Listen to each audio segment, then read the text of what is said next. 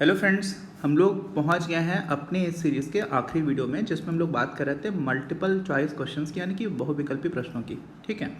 और पिछले 9 वीडियोस निकल चुके हैं। जिन्होंने सीरीज़ के ये वीडियोस नहीं देखे हैं वो देख लें, क्योंकि बोर्ड एग्जाम्स में ये क्वेश्चंस आते हैं। मैं बहुत बार कह चुका हूँ, आप ऐसा ना हो जाए कि इसी 100 क्वेश्चन में आपको पता चला 5 क्वेश्चन आ गए बोर्ड एग्जाम्स में और वो मार्क्स आपके गलत हो जाएँ। ठीक है। मार्क्स के पीछे हम लोग वैसे भी कभी नहीं भागते हैं, लेकिन क्यों छूट जाए। और वैसे भी जो अंडरस्टैंडिंग है वो भी मैं आपको थोड़ा थोड़ा यहाँ पर ब्रीफ में बताता रहता हूँ। हालांकि हम लोगों ने जो अपना पैकेज है पूरा, अपनी क्लास इकोनॉमिक स्टडी पैकेज, उसमें सारी चीज़ें दे रखी हैं, जिसको आप अपनी क्लास.in वेबसाइट से आकर के देख भी सकते हैं। और जिन्होंने अभी तक चैनल सब्सक्राइब नहीं किया, प्लीज़ सब्सक्राइब कर चैनल, बाकी लोगों के साथ शेयर करिए, क्योंकि हम सारे लोग काफ़ी मेहनत करते हैं आप सारे लोगों के लिए, और आपका भी फ़ायदा हो, हमारा भी फ़ायदा हो, साथ में ऐसे ही कोशिश करते हैं। खैर आगे बढ़ते हैं। पहला प्रश्न जो है इसको देखते हैं इस वीडियो में। राजकोषीय नीति के अंग होते हैं। राजकोषीय नीति क्या होती है? दूसरी नीति कौन सी होती है? इससे पहले बात मौद्रिक। ठीक है। मौद्रिक नीति में हम लोग बैंक दर नीति, खुली बाजार नीति, आरक्षित अनुपात। आरक्षित अनुपात का मतलब क्या होता है? Reserve ratio. कौन कौन से होते हैं? SLR, स्टैट्यूटरी लिक्विडिटी रेशियो होता है। वैसे मेन तो आपका CRR हो जाता है। ठीक है, कैश रिजर्व रेशियो। तो इन ये सारी चीज़ें कौन करता है? RBI देश की मौद्रिक नीति को निर्देशित करती है, दिशा देती है। तो जो कर नीति है वो एक ऐसा है जो आपका वित्त मंत्रालय मुख्य रूप से करता है। तो यहाँ पे उत्तर ए हो जाएगा। ठीक, आगे बात समझ में। ये सारे जो है वो मौद्रिक नीति के अंतर्गत आते हैं। अच्छा, भुगतान संतुलन सदैव संतुलित रहता है, अधिक का रहता है, असंतुलित रहता है, घाटे का रहता है। तो देखो यार, जो आपका बैलेंस ऑफ पेमेंट्स है ना, इसमें हम लोगों ने कई सारी चीज़ें पढ़ी थी। ठीक है।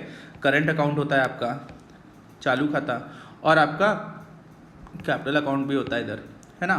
तो यहाँ पे क्या हो जाता है कि कुल मिलाकर के अगर हमारा बैलेंस नहीं हो रहा होता है ना, तो उसमें क्या कर देते हैं, उसको हम लोग बैलेंस का बना ही देते हैं किसी भी तरह से, क्योंकि अल्टीमेटली उसको हमें बैलेंस करना ही होता है।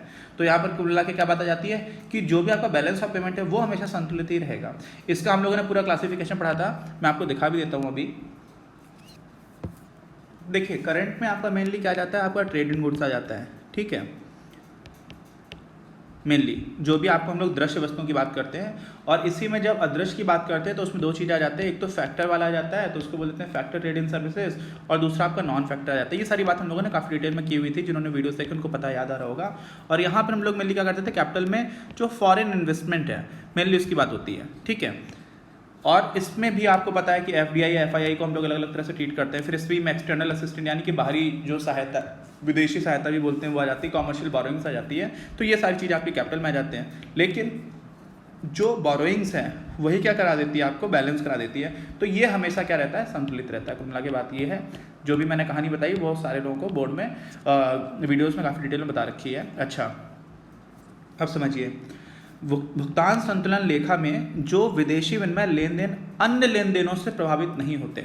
तो होता क्या है कि हम लोग कुछ लेन देन क्यों करते हैं, क्योंकि हमें जो अपनी विनिमय दर है, एक्सचेंज रेट है, उसको एक जो मैनेज्ड फ्लोटिंग सिस्टम कहा जाता है ना, प्रबंधित तृतीय दर या विनिमय प्रणाली, उस हिसाब से हमें थोड़ा हस्तक्षेप करना पड़ता है। हमें का मतलब कौन? RBI हस्तक्षेप करती है।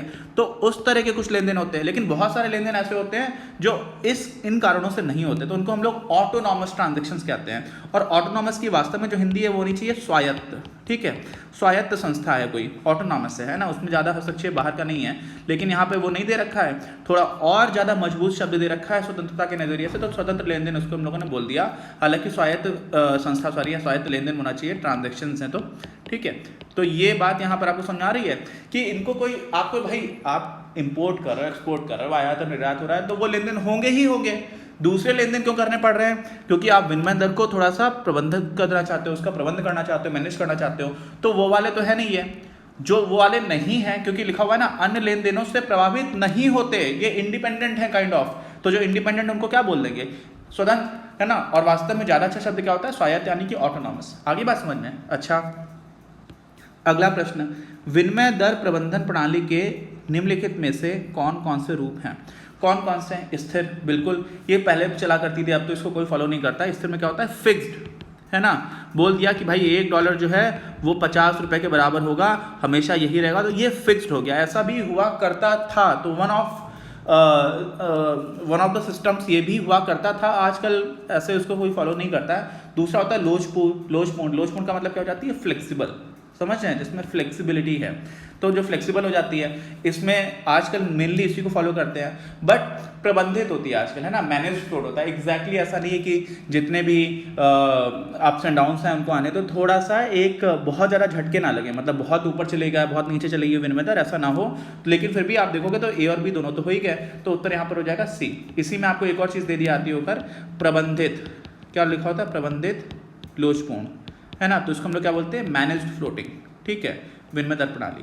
तो ये भी ऑप्शन ठीक हो जाता है। तो अगर ये भी दिया होता तो फिर तीनों हो जाते हैं, आ रही बात समझ, तो फिर हो जाता है उपयुक्त सभी। अच्छा, अब अर्थशास्त्र पढ़ने के लिए घर या गांव छोड़कर बाहर जाने की कोई जरूरत नहीं। कक्षा 12 के लिए लगभग 200 कॉम्प्रिहेंसिव लेक्चर वीडियोस और साथ ही क्विक रिवीजन वीडियोस। साथ में आपको मिलेगा चैप्टर वाइज क्लास नोट्स, सर्वाधिक महत्वपूर्ण प्रश्नोत्तर एवं पिछले वर्षों के प्रश्न पत्र। ये पूरी सामग्री सर्वश्रेष्ठ सामग्री मात्र 2400 रुपए में। यूपीएससी परीक्षाओं, पीसीएस, पीजीटी, टीजीटी, एसएससी जैसी परीक्षाओं के लिए हिंदी माध्यम के विद्यार्थियों के पास अर्थशास्त्र की नींव मजबूत करने का इससे बेहतर कोई अन्य विकल्प नहीं। जल्दी कीजिए, ऑफर लिमिटेड समय तक। आगे बढ़ते हैं। लोचपूर्ण विनिमय दर के निम्नलिखित में से कौन सा गुण है, ठीक है, प्रश्न थोड़ा सेंटेंस फॉर्मेशन का ठीक नहीं है, लेकिन बात है कि उसका गुण कौन सा, उसकी मेरिट क्या है। देखो मेरिट का मतलब होता है गुण और डिमेरिट का मतलब होता है दोष, ठीक है। तो मेरिट क्या है किसकी, जो लोचपूर्ण विनिमय दर प्रणाली है, यानी कि फ्लेक्सिबल, और फ्लेक्सिबल में क्या होती है, सरल प्रणाली है ना, जैसा भाई मार्केट का लेन देन हो रहा है, मार्केट की मांग और पूर्ति है, बाजार मांग और पूर्ति के हिसाब से ये भी एडजस्ट होती आएगी, तो निश्चित रूप से सरल प्रणाली तो ही।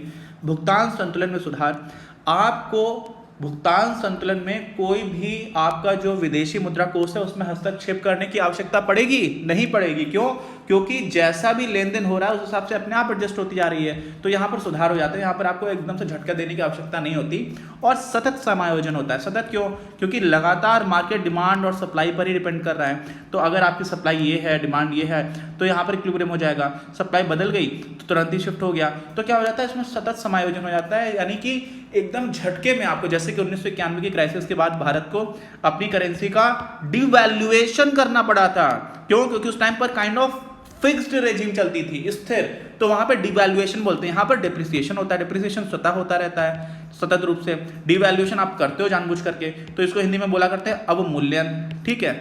और यहाँ पर क्या है, मूल्यह्रास, मूल्यह्रास स्वयं होता रहेगा अगर होना भी होगा तो, ठीक है। आप ज़्यादा इंपोर्ट करते जाओगे, ज़्यादा आयात करते रहोगे, निर्यात कम करोगे, तो आपकी मुद्रा का मूल्यह्रास होता रहेगा, लेकिन वो धीरे धीरे होता रहेगा। यहाँ पर क्या हुआ था, झटके में करना पड़ा था, कुछ 22% के आसपास पहले करेंसी गिराई, फिर दूसरे चरण में भी गिराई थी, तो कुल मिलाकर के पॉइंट क्या हो गया, ये भी हो गया, तो यानी कि तीनों तो उपयुक्त सभी, ये आपका उत्तर हो जाएगा। आगे बात समझ में। अच्छा, अगले प्रश्न में चलते हैं।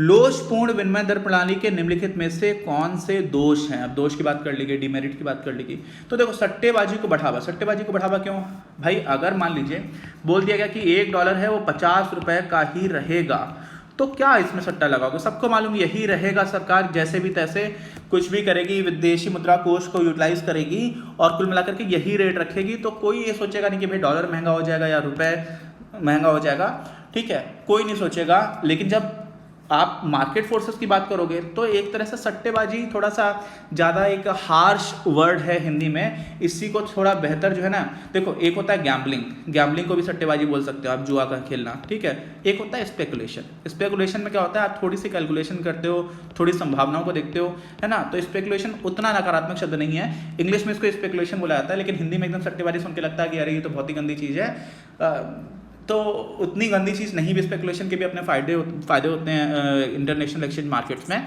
फिलहाल इसको बढ़ावा तो मिलता है। दूसरा, अंतर्राष्ट्रीय व्यापार में अस्थिरता, अस्थिरता क्यों हो जाती है, मान लीजिए कोई भारतीय व्यापारी है, क्या है, भारतीय व्यापारी, उसको ये पता है कि भाई वो 5,000 रुपये में ये चीज़ बेचना चाहता है, 5,000 में ही बेचेगा, अब 5,000 में बेच रहा है, और मान लीजिए $1 जो है वो 50 रुपये का, मान लेते हैं, अभी तो 70 के ऊपर चल रहा है, 75 के आसपास समझ लीजिए, लेकिन मान लेते 50 रुपये का होता तो उसको $100 मिल रहे होते कि नहीं मिल रहे होते। अब अचानक से मान लीजिए 5,050 की जगह वो बढ़ करके कितना हो गया, मान लेते हैं एकदम 100 रुपये हो गया, तो अब तो उसको $50 ही मिलेगा, और वो तो $100 ही रखना चाहेगा, क्यों, क्योंकि उसको डॉलर से तो मतलब नहीं है, आप समझ रहे हो, उसको तो मतलब है भाई रुपए से। तो अगर भारतीय रुपया कमजोर हो गया तब तो उसको $50 में बेचेगा तब भी ₹5,000 मिलेगा, तो उसको तो बेनिफिट होने लगेगा। कौन? जो निर्यात कर रहा है। लेकिन जो आयात कर रहे हैं उनके लिए उल्टा हो जाएगा। क्यों उल्टा हो गया? क्योंकि भारतीय रुपए कमजोर हो गया तो अब आयात करने के लिए ज्यादा पैसे देने पड़ जाएंगे। तो यहां पर क्या हो जाती है? अस्थिरता रहती है। अगर आपको पहले से पता है कि नहीं ये रेट फिक्स है तो आप उस हिसाब से आगे का भविष्य का कैलकुलेशंस करके आप एज इट इज काम कर सकते हो। यहां पर क्या आपको नहीं पता है कि रुपया सस्ता होगा या महंगा होगा, तो उस वजह से थोड़ा सा जो व्यापार है उसमें नुकसान होता ही है। लोग उस लेवल के रिस्क को इंक्लूड कर लेते हैं और व्यापार कम होने लग जाता है और अनिश्चितता बनी रहती है। ऊपर जाएगा नीचे जाएगा नहीं पता, बहुत ज़्यादा चेंज नहीं होता अगर आप पूरी तरह से मार्केट में छोड़ते हो, लेकिन कभी कभी हो भी जाता है। तो कुल मिला के बात क्या है? ये तीनों ही कमियां भी हैं। तो यहाँ पर उपरोक्त सभी, अब देखो ऐसे प्रश्नों से क्या होता है, आपको 3 कमियां पता चल गई और ऊपर देखिए 3 फायदे पता चल गए।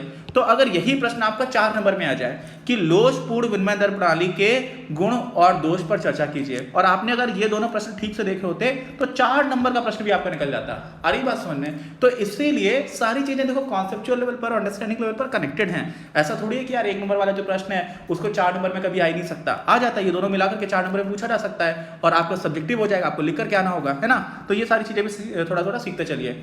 आगे चलते हैं। चालू खाते की निम्नलिखित में से कौन सी मदें हैं?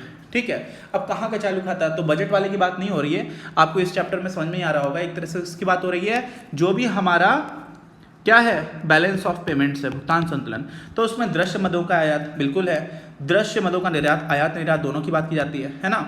और पर्यटकों का खर्च ये भी हो जाता है, यहाँ पर भी उपयुक्त सभी हो जाएंगे, समझ रहे हो आप। और करेंट अकाउंट में तो अदृश्य भी आ जाते हैं यार, समझ रहे हो, अदृश्य भी आ जाती है मदें, है ना। ये हो गया। तो यहाँ पर इसका मतलब क्या हो गया? उपरोक्त सभी, यानी कि डी ऑप्शन यहाँ पर भी सही हो गया। ठीक है, इसका हम लोगों ने जो क्लासिफिकेशन ट्री था, वर्गीकरण वृक्ष, वो पूरा अच्छे से बनाया हुआ है अपने वीडियोस में, आप वहाँ पे जाकर के देख सकते हैं। निम्नलिखित में से भुगतान शेष के घटक हैं, कौन कौन से घटक है भाई? भुगतान शेष, है ना, चालू खाता, पूंजी खाता। आप समझिए भुगतान शेष में क्या बैलेंस ऑफ पेमेंट्स की बात कर रहे हैं, दोनों ही होते हैं यार, ए और बी दोनों। तो इसमें क्या हो जाएगा? आपका उत्तर सी हो जाएगा। इतना आसान प्रश्न है, बताइए। व्यापार संतुलन ज्ञात करने का सूत्र होता है। अब व्यापार संतुलन क्या होता है? बैलेंस ऑन ट्रेड बोलते हैं हम लोग, या तो ट्रेड बैलेंस बोलते हैं। ठीक है, तो बैलेंस ऑन ट्रेड, ट्रेड मतलब क्या है? जो भी आपने लेन देन किया, तो लेन देन में भाई आपको ज़्यादा पैसा कब मिलेगा? जब आपका निर्यात ज़्यादा होगा या आयात ज़्यादा होगा? बताइए। जब निर्यात ज़्यादा होगा, जब आपने बाहर ज़्यादा सामान बेचा तो आपको ज़्यादा पैसा मिला, आयात कम किया तो आप पॉजिटिव रहेंगे। आयात ज़्यादा हो गया, निर्यात कम हो गया, तो उसको क्या बोल देते हैं? ट्रेड डेफिसिट, जो हमारे देश में हमेशा ही रहता है। कोविड साल, जिस साल कोविड था ना 2020 में, उस साल थोड़ा सा करंट अकाउंट हमारा पॉजिटिव रहा है, सरप्लस में रहा है, और वहाँ पे कुछ चीज़ें बदली थी शॉर्ट टर्म में। नॉर्मली क्या रहता है? हमारे ट्रेड डेफिसिट रहता है। डेफिसिट मतलब क्या होती है? कमी। सरप्लस क्या होता है? फायदा। तो कब होगा सरप्लस? जब निर्यात ज़्यादा होगा। तो निर्यात ज़्यादा होगा तो ऑप्शन क्या हो जाएगा? सी। दिख रहा है आपको? क्या हो गया? निर्यात माइनस आयात, व्यापार संतुलन ज्ञात करने का सूत्र आपका ये हो गया। और अब हम लोग पहुंच जाते हैं अपने आखिरी प्रश्न पर, वो है एक देश के व्यापार संतुलन के चालू खाता में क्या सम्मिलित नहीं होता है? नहीं की बात की गई है, चालू खाते की बात है। तो वस्तु का आयात, यानी कि ट्रेड ही कर रहे हो आप, दृश्य मद है, बिल्कुल निश्चित रूप से ये रहेगा। विदेशी निवेश से आय, यहाँ पर आय की बात कर रहे हो जो आपने निवेश किया हुआ है, तो हम लोग निवेश की बात नहीं करते। देखो, एक जैसे आपने मान लो किसी को 100 रुपये उधार दिया और उस पर आपको 5 रुपए का ब्याज मिला, तो ये जो ब्याज है ना, ये आपको चालू खाते में एक तरह से आएगा। क्यों? क्योंकि ये रेवेन्यू टाइप की चीज होगी, राजस्व तरह की हो गई। इसी तरह से आपने निवेश किया 1 लाख रुपए का, 10 लाख रुपए का मान लीजिए किया, इस पर आपको आय प्राप्त हो रही है, मान लीजिए 10,000 रुपए हो रही है, तो ये जो आय है ये भी एक तरह का रेवेन्यू होगा, करंट अकाउंट में ही जाएगा। लेकिन जो निवेश किया गया था पहली बार, वो करंट में नहीं जाएगा, वो पूंजीगत है। ठीक है, तो यहाँ पर आय की बात की जा रही, विदेशी निवेश की बात नहीं की जा रही, इसलिए क्या हो जाएगा? ये जो आय है ये भी आपके चालू खाते में ही चली जाएगी। और पूछा क्या है? नहीं। ठीक, वस्तु का निर्यात, ये भी निश्चित रूप से बताया मैंने आपको, आयात निर्यात, दृश्य मदों का और दृश्य का, ये सारी चीजें किस में आ जाती है? आपके चालू खाते में। विदेशी ऋण, अब जो आपने ऋण लिया हुआ है ना, वो तो क्या है? आप ऋण जो आपने ले रखा है वो एक तरह से क्या हुआ? पूंजीगत प्राप्ति आपकी हुई, या पूंजीगत जब देश में आया है तो वो बैलेंस ऑफ पेमेंट्स को बैलेंस करने के लिए नॉर्मली ले लेते हैं, क्योंकि हमें उस तरह का घाटा हो रहा होता है। और यहाँ पर क्या हो जाता है? जो विदेशी ऋण है वो चालू खाते में नहीं आएगा, वो कैपिटल अकाउंट में आ जाएगा, पूंजीगत खाता जो होता है उसमें आ जाएगा। ठीक है, तो उत्तर क्या हो जाएगा? डी। जिन लोगों को थोड़ा भी कन्फ्यूज़न है वो इन सारे ऑप्शंस का आंसर यहाँ पे देख सकते हैं। ठीक है, मिलते हैं हम लोग अपने अगले वीडियो में। उम्मीद है कि इस सीरीज से बहुत सारे लोगों को, आप लोगों को बेनिफिट होगा। काफ़ी रिसर्च करके और पिछले कई वर्षों के प्रश्न पत्रों को देख करके हम लोगों ने क्वेश्चंस बनाए हैं। आगे भी जरूरत पड़ेगी तो और क्वेश्चंस लेकर के आएंगे। आप लोग पढ़ते रहिए। ऑल द बेस्ट सारे लोगों को। और चैनल को सब्सक्राइब नहीं किया, प्लीज़ सब्सक्राइब कर चैनल, बाकी लोगों से